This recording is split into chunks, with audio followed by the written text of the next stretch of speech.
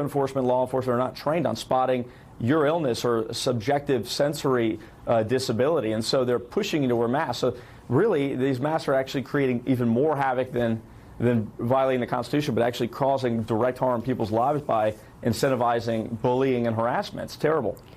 Do you know anyone who's died from COVID? I am aware of people who have. No one very close or on a first-name basis with me have died. Who are you aware of who has died?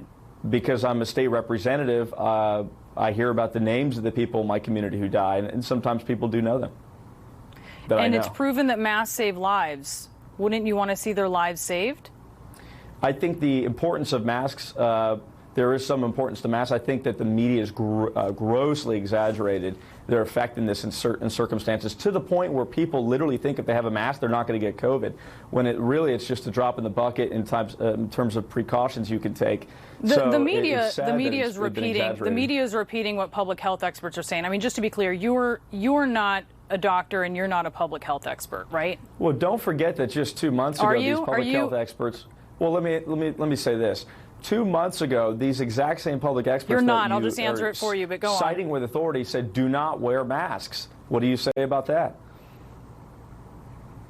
What do I say? I say that at the time they said they were protecting healthcare workers, and I say there's been a lot of discussion about that initial recommendation, as there should be, Representative. But that's not mutually exclusive with what you are saying here. Yeah, no, hey, listen, the CDC is going to recommend a whole lot of things. People should take those things with great interest, but they should not make those things something that, if you don't listen to, you're going to be punished in the eyes of the government. You're actually going to be sent to jail, arrested, hit with civil fines. That's really what the lawsuits revolve around, the role of government.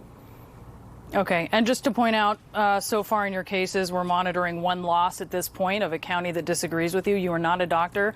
You're not a scientist. Anthony Sabatini, thank you for coming on.